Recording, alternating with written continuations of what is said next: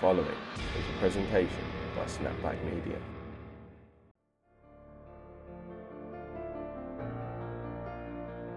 A fighter was once asked what he believed in. "I believe in me," he answered. "I have no other choice." It's something you find in common in every fighter, a fundamental self-belief to rise amongst their peers. But as the May bout approaches between Ali Adams and Audley Harrison, the similarities end there.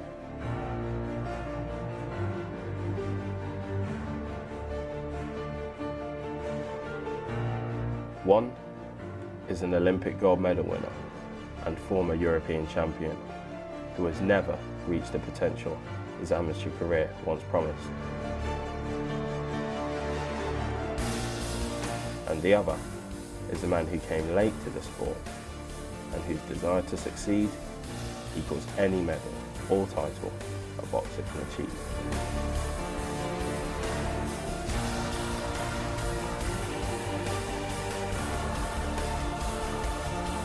Ali Adams' journey has taken him from a war in Iraq to the streets of London, and now he embarks on a new chapter in his life to become domestic and European heavyweight champion, a dream he shared with his father.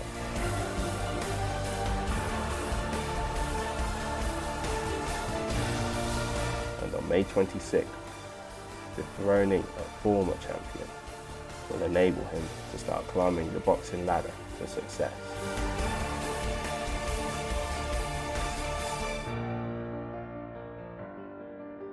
"12 weeks, all access. This is Ali Adams, from nothing to something."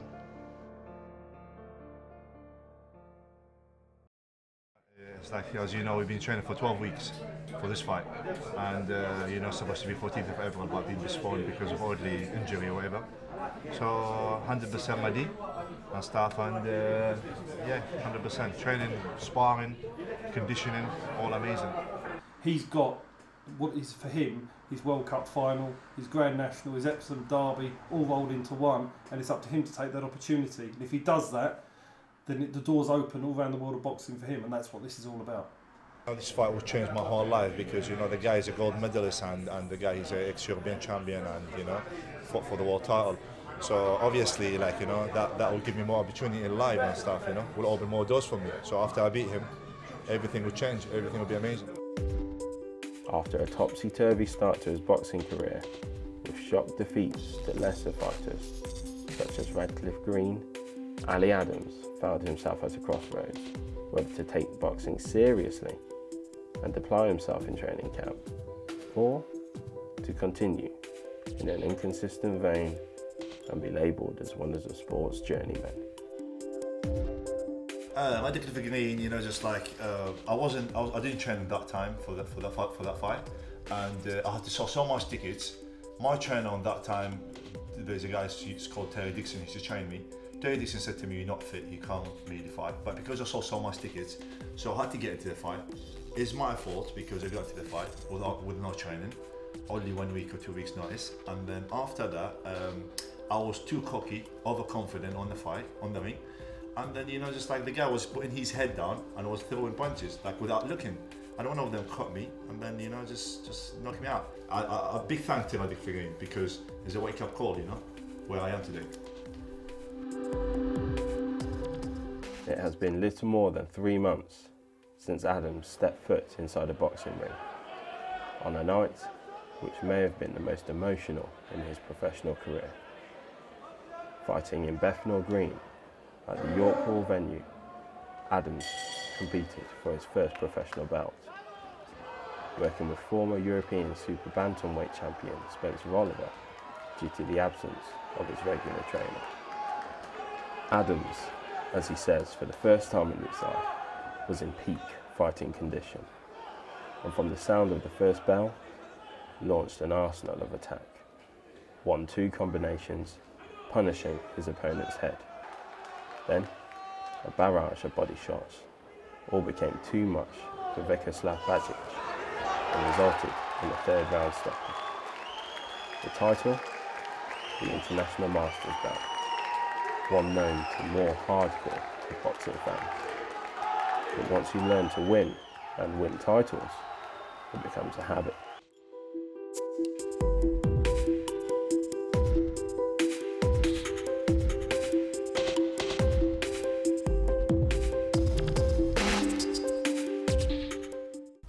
The location, Finchley, London. The routine, familiar. For the 18th time, Ali Adams begins a torturous 12 weeks of his life. It's something he's done before, something he and his team are used to. Only this time, something's different. This is the start of the training camp against a man 10 years his senior. A man who's based out in the Hollywood Hills. A man who's known as a prize fighter. For Ali Adams and his entourage, the scale of this fight bears no limits. I started really late because I love the sport so much. My father actually got me into it. He was a banker. He wasn't a fighter, he was a banker. He used to watch boxing all the time, Muhammad Ali, namely. And in the 70s, he used to wake me up to come and watch the fights, early hours of the morning. And I got hooked. Muhammad Ali got me hooked onto boxing from the age of 14. I started to follow boxing. And it's just something I liked so much. Football was my first love, but when I got older, in fact, I didn't glove up till I was 21. Anyway, cut a long story short, that was my introduction to boxing. And then I went back to the gym and started training. And boxing wasn't my system then. But I was too old at the time. I was 29. I thought, do I turn pro or do I just go running my business? I decided to start running my business to make a living. So I stopped on the boxing front. 10 years later, I was missing boxing so much. I thought, you know what, I'll need to go back in, but come back as a trainer rather than as a fighter. And that's why we're here today.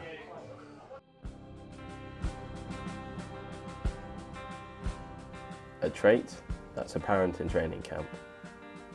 Trainer Don Charles arrives before Adams and is always eager to start his next day's work. And, like with all his fighters, it is clear that Adams has to be the one to adjust to his trainer's boxing philosophy. Listen, these guys, the camp, all my boxers, I have 5 boxers in my camp, and I look at them as my children. I'm old enough literally to be their fathers anyway. So I look on them as my children. So I'm very dedicated. It's like when they go out there, they're representing me of what I should have. It's almost like I'm reliving what I should have done as a fighter through them. Okay, and that's basically it in a nutshell. Don Charles brings an academic approach to his violent craft and carefully analyses the opponent's footage to draw up in his eyes the perfect game plan. So the workouts vary each day. Boxing drills integrated with conditioning work. Every detail witnessed and stored in the memory of a man simply known as the Don.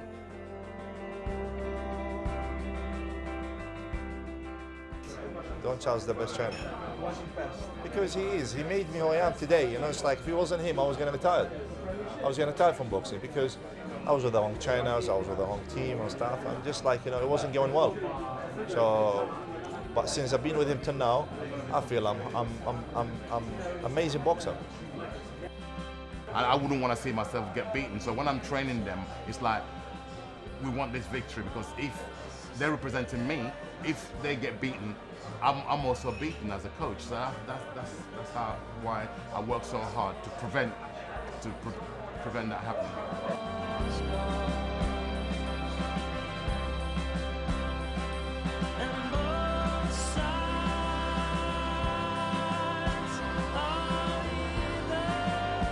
In life, it's very important for everybody to have an opportunity to succeed, and if just because people think you're going to fail, you never attempt it, that's no good in life. You want to give everybody the chance to succeed. Many times in my life and anything that I've done, I've been told that I can't achieve it. Why can't the same be for Ali Adams? It's better for him to have tried to achieve his dreams and fail than not to try and achieve them at all. And who says he's going to fail?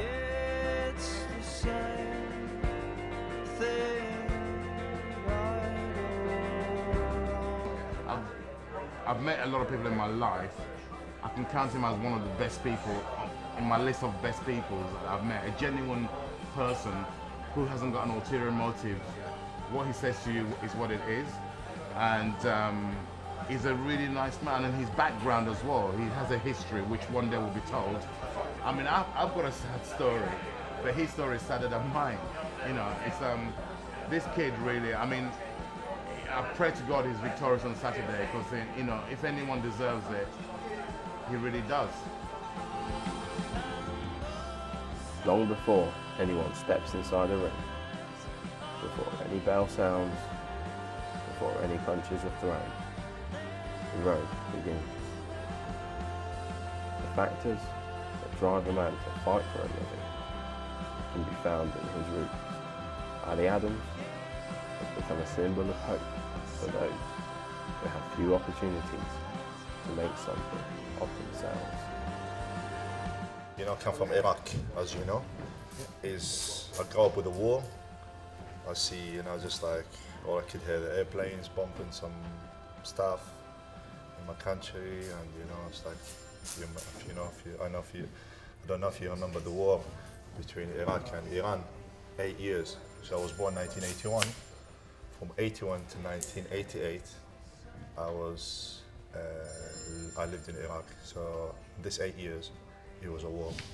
And all I could see, just a war and stuff. It was a bit tough, and not bit, quite tough. But we coped with it, and then, you know, we had to survive and everything. And I didn't really see, that's why, you know, it's like, it's everything fighting. It's everything in my life is fighting. I didn't have a good upgoing child, like, you know. It's like all I could see, just the war and the aggressiveness and stuff. But my family, you know, guided me to the right things, and they protected me and stuff and got me where I am.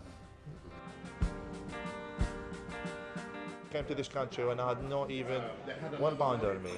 I didn't have nothing. I didn't know how to speak English. I have nothing. So, you know, it's like I achieved really good stuff, you know, in my life. And, you know, I studied. I went to university.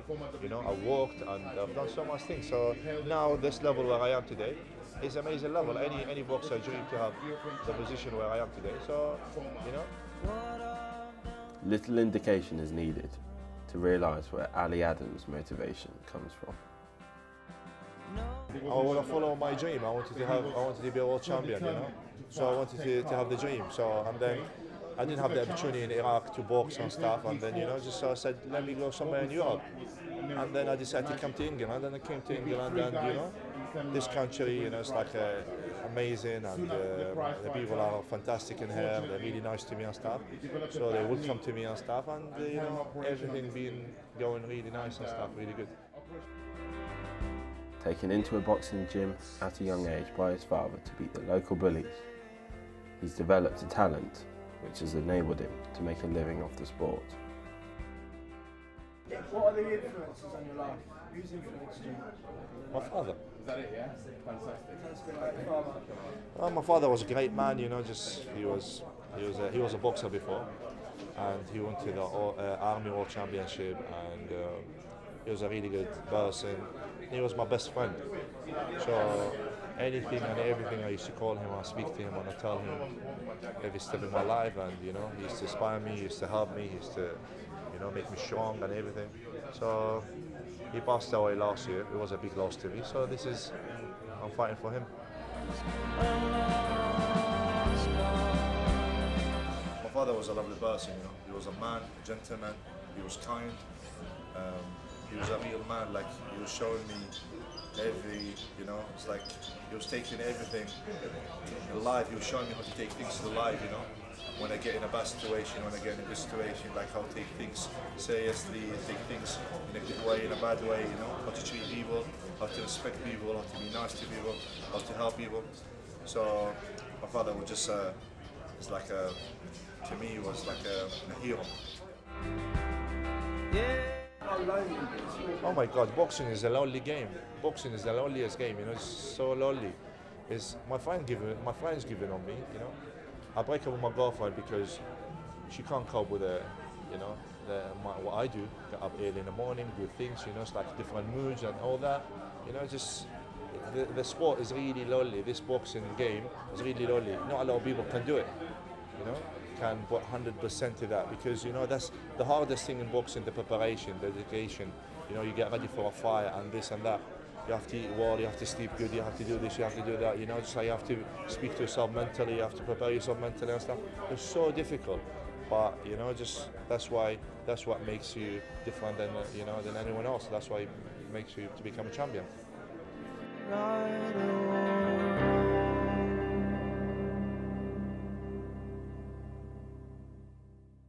Well, welcome to the press conference for the redemption or retirement fight on Saturday at Brentwood between Ali Adams and Audley Harrison. Little Italy is the location for the pre-fight press conference, and the first time Ali Adams and Audley Harrison will see each other.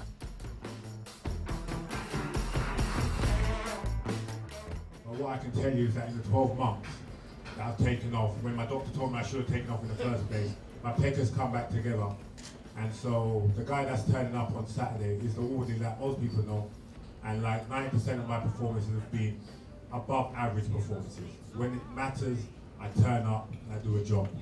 And come Saturday night, Mr. Adams, I will be turning up to do a job. So I hope that all the talk that you've been doing, I really hope that you believe it. The ringing still,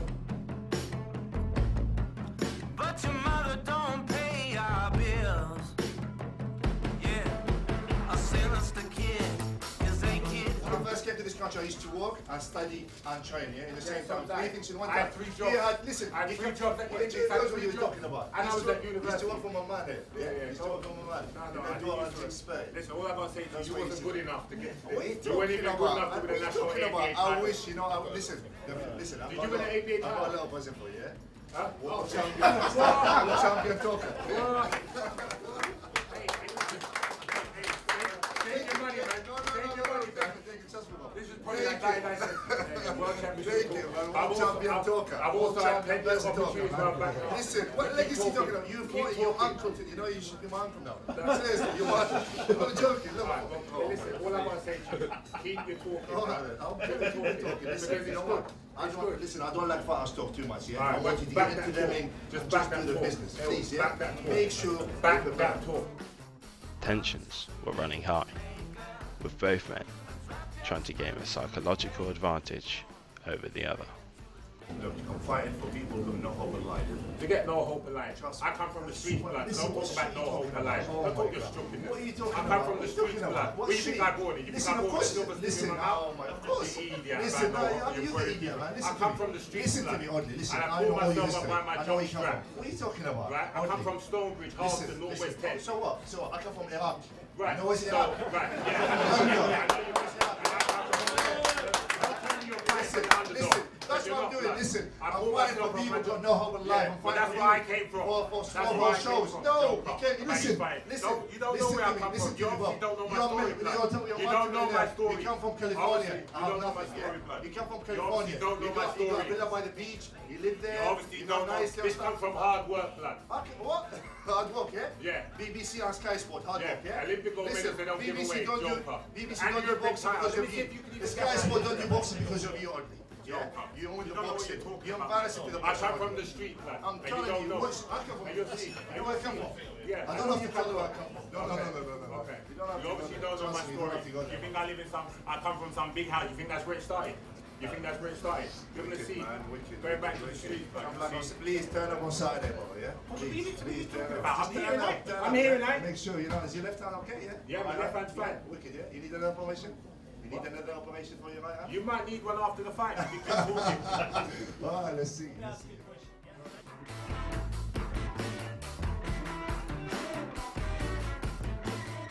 After an intense 12 weeks in training camp, Adams looked in peak physical condition when he stepped onto the scales. During the traditional face-off, tensions were running high, and they inevitably boiled over. You hard. Yeah? Thank you. Keep running up. Bring it tomorrow, man. Bring it tomorrow, bro. Go away, man. Go away, man. It's alright. I'm gonna show you tomorrow. That's right. A worried man, that's what you do. A worried man, that's what you do. Okay. Please show me tomorrow. Tomorrow night in Brentwood, Audley Harrison and Daddy Adams will meet inside the boxing ring. Two fighters, both seeking similar fates.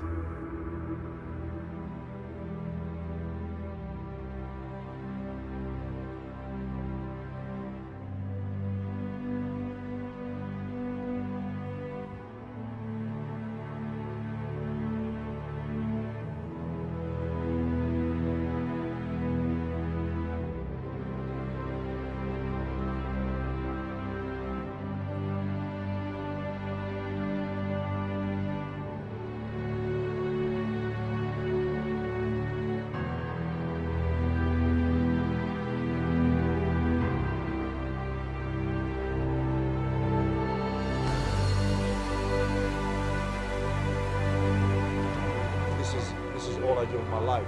Like, I don't know anything else. So I've got to do the best. Like, I've got to be the best, and I've got to be, the champion. So this is my time.